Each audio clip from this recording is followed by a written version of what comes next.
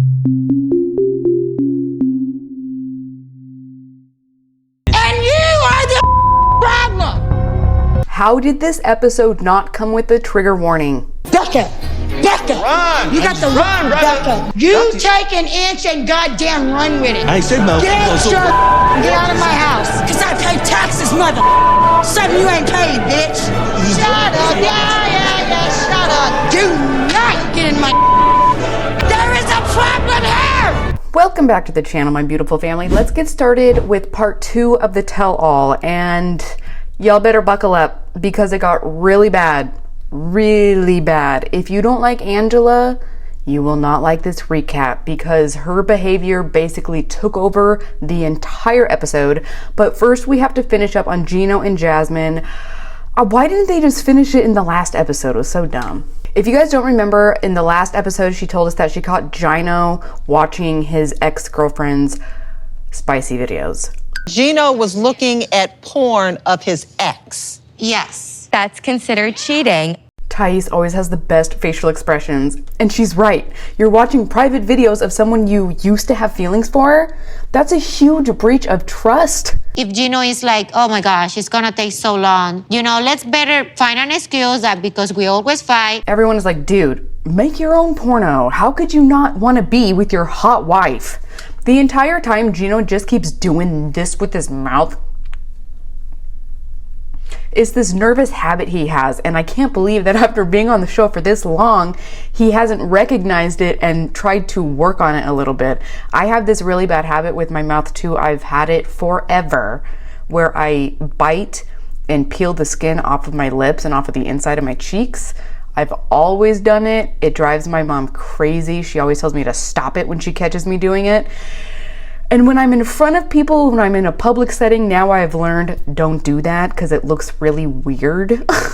I don't feel it is possible for me to be in a sexless marriage. What happens if 8 months turns into a year, turns into 3 years? I'm not doing it, Gino. Well, we have to learn how to stop arguing, Jasmine. I'm not sure that it's going to work because I do agree with Jasmine. You can't be in a marriage that's sexless. Yeah, I agree with the harlot witch. Even a broken clock is right twice a day. Gino, you have to admit that there is a problem in order to fix it. So everyone is jumping down Gino's throat. He's definitely shutting down. He's doing the stupid mouth thing. Shawn closes out their segment and everyone heads off the stage to prepare for their ride back to the mansion. I don't really want to go back to the house right now because I feel like a lot of people were blaming me, like it was all my fault. It's really mean. They're really hurting my feelings. As soon as Gino and Jasmine are alone, she's like, baby, I still love you. I have faith that it's going to work out. Why don't we just forget about sex right now? Yeah, Jasmine, that's what I've been saying. I'm not gonna give up on you, babe. I'm glad to hear that, really. And I still believe that we can be happy together. I think as soon as she said that, it lifted a huge weight off of Gino's shoulders. So everyone packs up and heads into the van. Ed is super miffed about Jason going back to the house with them. Oh my gosh, do you guys remember when Liz said that she lost 230 pounds of dead weight? Does he really weigh 230 pounds? I looked it up. He's 4'11". How is he alive? Thank you. She's kind. They're so kind. Yeah, she's so baby. kind. She's so kind and beautiful. So she was really surprised by that affectionate gesture. I'm guessing that Gino completely stopped giving her any sort of physical affection or attention because he doesn't want to send the message to her that he's interested in it going further. So he just doesn't touch her at all. Now that she's told him, let's forget about the sex right now, I think he feels a lot more comfortable with just, being a little more cozy. And then Thais asks if she can see them kiss, which I thought was kind of weird. I wonder if maybe she's wondering if these two even like each other. Everyone knows how scripted they are, but do they even like each other? Can I see like a kiss? Yeah. Here we go, y'all. Don't do that. Don't do that. I was like, why is she acting so weird? Doesn't she want to be kissed? She says that she's just like surprised and kind of in shock, but she likes it. And then Thais says, well, do you ever try to kiss him too? And then she like grabs his face and his head and then she like kisses him. Ow, Jasmine, stop. There it is. Have you guys ever seen, oh my gosh. Oh, it's called Arrested Development. He's a never nude. There's dozens of us. There's nothing wrong with it. There are dozens of us. Dozens! Meanwhile, Mima is playing pool with this guy. He probably only agreed because they can't have a back and forth conversation, but that doesn't stop Angela from tearing apart Michael's character. Michael, you see how he ignores me? He's in the kitchen. It doesn't matter. Do you understand? Do you understand? It doesn't matter. I use his forehead as an ashtray, and if he ain't by me all times, what am I gonna do with my cigarette? Michael is blissfully unaware of Angela having a fit in the other room. He's talking to Lauren about his relationship with Angela, and Lauren tells him he needs to go in there and show her some affection. Do a cheers and say, I can't believe I'm here with you, and give her a kiss. Boom. Boom is right. It blew up. He walks up to her, he's like, hey Angie, all ready to give her a kiss and hopefully end this night on a good note. I am in here and I've been nice because I don't want to ruin these people's mother party. I'm so sorry for ruining everyone's mood again. Now listen everyone, even though I've already said all this privately to each and every one of you, he's a liar pretending he's nice to everybody so y'all think I'm a crazy bitch. Can you believe that? I'm the nicest mother this place. Now I'm the nicest bitch in this house. Do not get in my There is a problem here. Yeah, stay out of the way of the nicest bee in the house. She throws her pool stick down on the table and Manuel is like, oh crap. And he grabs it and then all the dudes start like grabbing all the pool balls and shoving them into the holes. Everyone is waiting for her to physically assault him. How did they allow this to go on as long as they did? People are like gathering around them to watch fists flying. Why isn't security breaking them up and separating them? Why aren't they in separate rooms? Angela should be in a whole nother house. She is a danger to everybody. Don't hate me. Don't get in my Do not get in my How was he even getting in her face? If he responds to her at all, she just escalates to a whole nother level. It's a whole number. You're walking around like nothing's wrong, Michael. And y'all think I'm this fast is crazy. I am not. What? Why would anybody think that you're crazy? Lauren jumps in and she's like, wait, Angela, it wasn't his fault. And she's like, yes, it is, Lauren. It wasn't you, it's him. But it's not your fault because... What am I going to Michael, say? get the out of here. You'll get yours tomorrow, big boy. I was thinking to myself, her abusive behavior is so ramped up. It was bringing me down through the screen. Then to see Lauren crying, just being in the same room as Angela, witnessing the barrage, it is very concerning and very upsetting that TLC allowed this to play out the way that it did. She should have been removed, and then Michael could have gone to the tell-alls all by himself and he could have collected his checks. She didn't have to be there at all. Also, at the end of that clip, you'll get yours tomorrow, big boy. She says everyone is going to find out what the PI has discovered. So I'm thinking she must know all kinds of garbage on him, and that's why she's so fired up, right? Well, when she's alone with Alexi later that night, listen to what she says. If I see proof that he scammed women, we're done. He's going to jail. What? So that takes place way later in the evening, meaning she doesn't know anything that he may or may not have done. She's acting like this based on nothing. While she storms off, Kobe and Patrick are trying to comfort Michael. He says that when she calms down, he will try and talk to her again. And they're like, dude, we've never seen anything like this. And he finally expresses, that there is only so much a person can take. There is a limit to what you can take. That is the most that Michael has ever expressed himself to a cast member that he personally is having a hard time. And I think the reason that he doesn't say more is because he knows Angela will say everything he says. She'll take it, she'll manipulate it, and she'll use it against him. Lauren pulled Michael aside. Mind you, I witnessed it. Excuse me, no one has showed me any attention in the last hour. I was pretty much called a liar. This is my sister. She's gonna give her version of what happened. We're talking about taco pasta? So Ed hijacks the entire conversation and directs everyone to his phone because he has his sister on speaker to defend his case.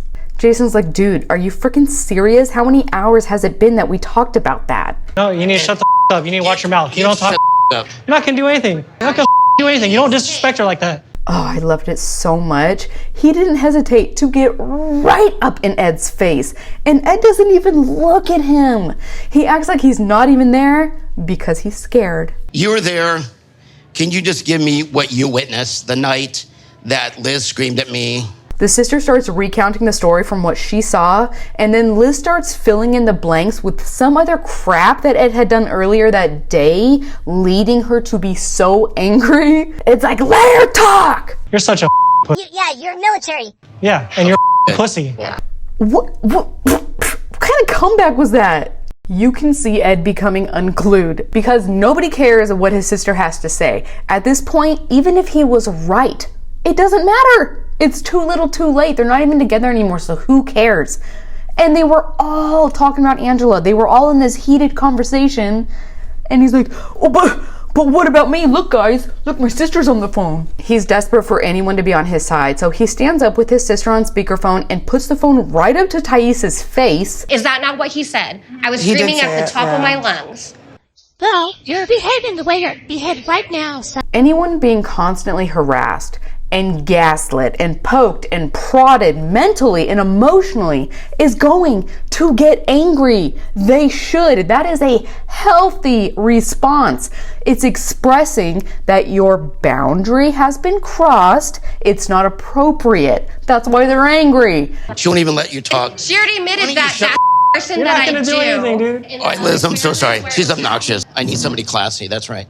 A woman of class would never be seen caught dead with Ed, and if she was, she would slap him across his face out of her own self-respect. So they all split apart, and Ashley is kind of trying to comfort Ed, who is just sitting there listening to her conversation with Patrick. He's like, yeah, I'm just so happy I have it on record that Liz is a liar. At least I got something on record, just to know that she wasn't telling the truth. I would like to point out that if he had a genuine conversion, he would not be so flagrant with insulting Liz, throwing her under the bus every opportunity that he has. Then Liz comes out, skipping up, and she's like, I'm ready for my next drink. What lie did she get caught in? Everything. Just, I don't want to talk about it. Okay. You're not my problem anymore. I don't want to talk about it.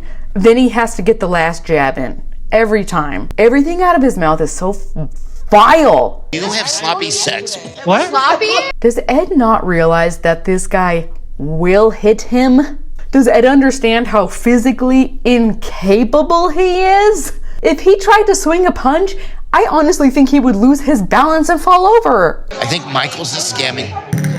We're talking right now, please. Okay. So like a good boy, Michael goes over to the other fellas. He's directly in Angela's sightline, okay? He's following the rules. Oh wait, I don't think he's allowed to talk to people. He's just having Don't fun. listen, you piece of keep smiling, mother. Even this dreidel-looking troll is listening to her like, dang, Angela, rein it in a little bit. I got the dumbest, smartest husband in the world. What? Everyone is looking at her like, what the flip are you talking about, lady? And Michael's like, Angie, please, I was just having a conversation. I came to you. See, I asked him to get out of my face. So finally, Michael's like, fine. He walks away, he goes upstairs, and everyone's looking at the situation like, oh my gosh, this is insane. Then Angela starts screaming at him and chases him up the stairs right after telling him to get out of her effing face. Becca! Run! You got to run, Becca. Get your hands down. Don't throw Michael! Get your and go now. Go. Thais is yelling, run, Michael, run! Then Angela storms off and all the girls run away because they're so scared of her. But Angela goes outside for a cigarette and all the girls start happily chatting with Liz about how sweet Jason is and she's so happy. And tonight, they're gonna get a little bit crazy. It took me 6 months to get Ed to okay? What? Ed watched porn. Thais has the best reactions, oh my gosh. But seriously, can you imagine how much of a mental hurdle it would be to have sex with Ed? But on top of that, he can't even finish. I don't think so. Liz says the only way they were physically capable of doing it is if she was on top. Don't understand. You on top? Yeah, obviously. So it was the only position. And I don't know how he got tired with that. How did he get tired? Ugh. Liz is a very special lady. Special. She deserves a trophy, a medal, a Nobel Peace Prize. By the way, this porno consumption has gotten so out of hand. Just me saying that has ruffled feathers. I know it has, because it has become so normalized. Everyone is so desensitized to it. Hence the epidemic of men having erectile dysfunction. But anyways, Jason comes up behind her with Ed watching and he's like, hey baby, you ready to head upstairs? Bye guys. It makes me so happy to see Liz so happy, and it's even better that it's being rubbed in Ed's big, fat, stupid face. They want to make a scene. They want to try to make a point. Not to be mean, but she's like old. Like she's like. You said she's old? Patrick's like, oh, I know what he's trying to say. Like, she's old news. Jason is getting his sloppy seconds, and that's really disgusting. And that's not even true anyways, okay? Ed would be hooking up with an old, used up porn star if she gave him the opportunity. She said that she always has to be on top and you will get it tight. Wait a minute, what? I love Jasmine for saying that. So her and Gino head upstairs. Meanwhile, Angela is outside venting to poor Alexi. I don't know how or why anyone talks to her in these private one-on-ones. She just tells everyone all of this awful stuff about Michael. See, this is what he does. Trying to build her case, trying to get sympathy. I kind of want to talk to Michael. I want to come too. I'm so nosy. Rob is like, hey, man, are you okay? I don't know how you do it. If it was me, I would have left. I just wouldn't feel love, bro. I don't know. Nobody deserves that. I think Michael really needed to hear this. I think he needed outside confirmation that what he is going through, this treatment that he is receiving, is not okay, and it's not his fault. He keeps, when he's talking to people, he keeps saying, well, I did the cheating. And he never physically cheated on anybody, so it could have been a lot worse. I mean, what he did was wrong, but that was years ago. And it's like all of a sudden she's bringing it up like it just happened. Remember, they went to the last resort. It's okay to be mad, but lashing out the way that she does is not okay. And from what I understand, he ran away from Angela several days after the tell-all was done filming. Rob is confirming she's constantly yelling, "You're not even allowed to speak. This is bad, dude." Then Angela comes stomping upstairs and tells Rob if he doesn't want to cause any more problems, he better get out. I don't want to cause no problems. He never does what I ask him. I hope y'all work. Well, that wasn't very Christian, Angela. She gets up in Michael's face and tells him to get out of her effing room. So he goes downstairs to sleep on the couch again. It's a new day! Tell all part 2! Sophie arrives in a Playboy bunny outfit. You're kind of sending mixed signals, Sophie. The cast is getting their makeup on for the show, and Lauren is like, "Hey Ed, now that you're seeing and meeting me in person, do you still think that I'm a bottom feeder?" Oh, I can't wait for your segment so I can hear all about your perfect life. Now that we're in person, do I look like a bottom feeder? I'm really looking forward to your segment. Looking forward to your perfect life. How hard would it have been for him to just say, "Hey Lauren, I'm sorry, you're right, I don't know you, and I shouldn't have said that." It would have completely shifted the direction of the conversation, but Ed can never be the bigger man. He has to double down. You will never, ever talk to me the way you talk to anybody. Well, then just keep your mouth shut about me on mine. So Ed is butthurt because Lauren said she doesn't like him during a podcast interview. And then the next interview that he was in, he called Lauren a bottom feeder. He's so immature and insecure. I did not call you a name. I've never made fun of you. I said I don't like you because of how you treat women. You don't even own what you said to me. You didn't make I am comments. looking at you telling you I don't like you. Woo! Yes, Lauren, I love this so much. I am such a pussy in person. I don't like people knowing that I don't like them because I don't want to hurt anybody's feelings. And again, this is in person. I stayed friends with people that I didn't like, I couldn't stand. I've stayed in relationships I didn't want to be in because I was so scared of hurting that person's feelings. So seeing Lauren air out all her inner thoughts is very satisfying. Ed, you literally just said you don't like me. You have so no I right can... to comment on somebody that you don't know. As you can see, Alexi has entered the scene to get Ed to hush up a little bit, which he doesn't. Then Jasmine chimes in and says on the ride over to the studio, Ed was telling everyone in the van that Lauren just tries to pretend that she has a perfect marriage and she's super preachy. You must make your husband's life very miserable. She's somewhat of a chauvinist. She's the chauvinist? I don't know how it's possible, Ed, but somehow you manage to make yourself more unlikable in every season. It's actually kind of incredible. Meanwhile, Kobe is checking in on Angela and Michael, and he makes the mistake of telling Angela that in her anger, she doesn't allow Michael the opportunity to speak.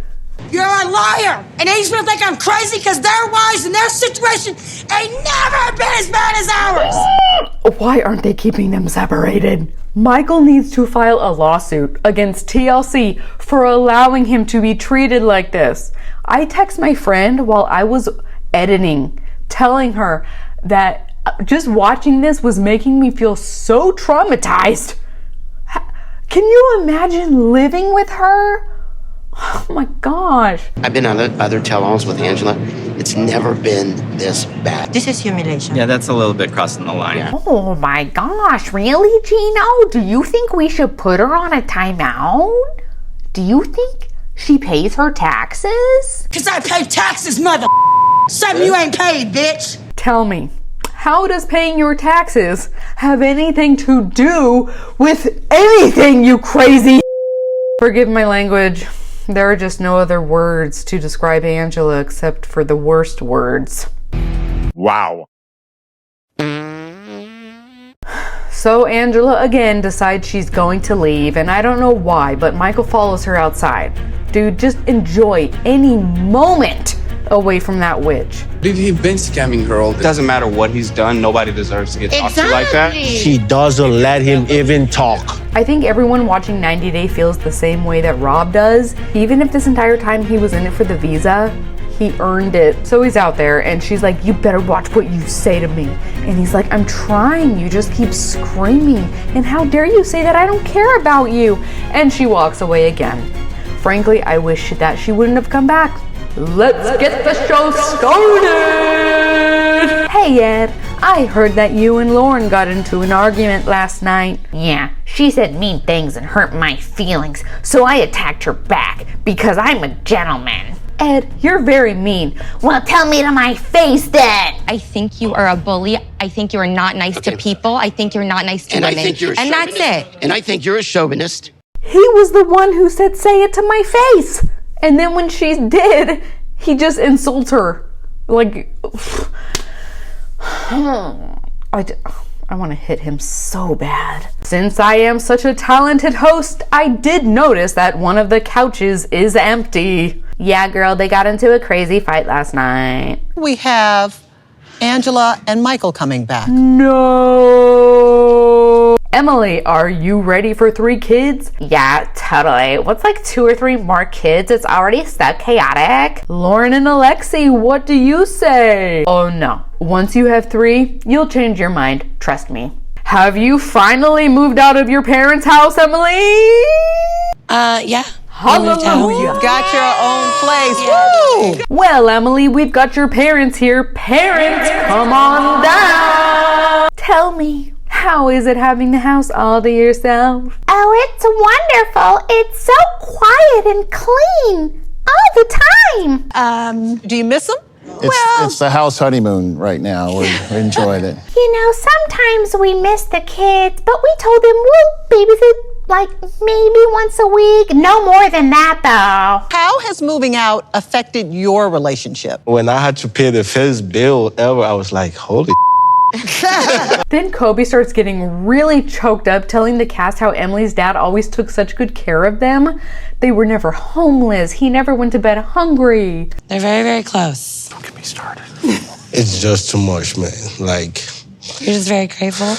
It was a really sweet scene, but honestly, after all the drama with Angela, I felt so detached watching Emily and Kobe's segment. It didn't hit like it should have. It's like, I knew it was a beautiful moment and I felt good watching it, but it just didn't penetrate. Like my guard was up or something. So sweet. You're gonna make Well, we're blessed to have you. all the women crying. See? Everyone was crying. I don't know. Was anyone else affected by this episode? By Angela? Then they bring out this clown just to stir up drama, which wasn't necessary, because we find out that if they are pregnant with a boy, Kobe is hell-bent on naming the baby Valerie. Kobe wants to name your baby after Valerie, his friend who doesn't like you. Thank you, Shawn. By the end of this conversation, Emily is adamant that the baby's name will not be Valerie. Kobe and everyone else knows that whatever Emily wants, that's what's gonna happen. At the end of the day, she has the say-so on the baby's name. What are you gonna do? okay, just live with that. I'm gonna love the child, but I might be a monster. I can't imagine Kobe being a monster. He's way too relaxed. Rob chimes in and he's like, it seems like you're allowed to put your foot down, but he's not. And she's like, again? I am the one pushing the baby out of my vagina? Okay, this was like the second or third time that she said this, and I think it's a horrible argument. Of course you're the one birthing the baby. You don't have a choice in that. Nobody else has a choice in that. So shut up. You do, however, have the choice to take birth control. Were you in love with your ex-girlfriend while you were seeing Emily? Who cares if he was? What difference does it make? Shawn, you freaking suck, and these questions are on note cards? You had to write this down? Who here thinks that Kobe started things off with Emily on the wrong foot by not telling her everything about the ex? Then they get into this overdrawn conversation about how he used to send her money. This entire thing was so stupid. It was years ago. It has nothing to do with them now. Why are we talking about it? Did you only marry Emily because she was pregnant? Yeah, he did. And so what? Now they're happily married, they have children, they're a happy family unit? Why are you asking these loaded questions, you monster? With 8 minutes left in the show, Shawn decides to direct everyone's attention to Michael and Angela. Aren't we lucky that we're going to see a whole nother episode filled up with Angela? I might be drunk in my next recap. I think it might be the only way I can get through it. Angela, since living together, tell me, what sort of weird quirks have you learned about each other? I'm sure it's nothing embarrassing. That his wet dreams are real. Like, honestly, he really does have wet dreams. Like, she wants to ruin this man. Poor guy. And then when Shawn asks him what quirks Angela has, he doesn't say anything about her. He says all the cats in the house drive him crazy. And how has Michael been with the grandkids? very good. Very attentive, playful, loving. The kids were so happy to see him, Shawn. It was beautiful. Is it true you haven't been intimate since Michael arrived in America? That's right, Shawn. Michael gives us the same argument that Gino has, and that's that all the nasty, horrible things that she says to him all the time is preventing him from getting excited. She says all sorts of things to me. All those things comes to goes down to me. I am human. I have emotion. He's like, we can't have a conversation without her bringing up the cheating, and that happened years ago. You would come to goddamn America and get the visa and you'll handle me. Did Shawn tell her to stop screaming? Did anyone say anything? Nope. And the attack continues. He keeps pleading with her to calm down and let him speak, and she won't let him. You're the one knows more than we know, then you deserve it. Okay, Angela's daughter, Skyla. Ah, perfect. Call out Skyla. That's gonna help. Skyla, how has it been since Michael's been here? Honestly, Shawn, it's been real bad. Mama's miserable. Michael don't show her no affection. It seems like he avoids her. We can't even have a conversation. You always refer to the cheating thing. That's why I keep to myself. She's like, then why did you come, Michael? And he says, you know what? Then send me back home. Why didn't you stay your ass where you was? Then send me back home. In the next episode, everyone squeezes into another tiny jacuzzi and Ed rips into everyone for not defending him. Sophie reveals that she lied to Rob about previously being intimate with women. And guess who comes out? Sophie's girlfriend, Kay. Are you attracted to Sophie? And finally, the private investigator that Angela hired will reveal what he found. He says he found one thing that could be incriminating. So we'll see. Woman that we uncovered. Oh my God.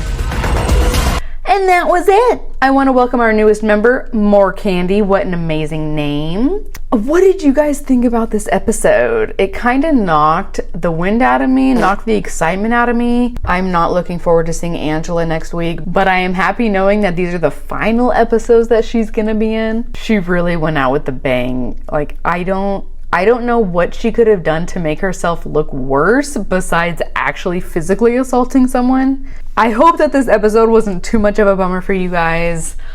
I don't know. It's hard covering Angela. I mean, it is what it is, but I love you guys. Leave me some comments down below and I will see you in the next one. Bye! Why didn't you stay your ass where you was? Where you was? Then send me back home.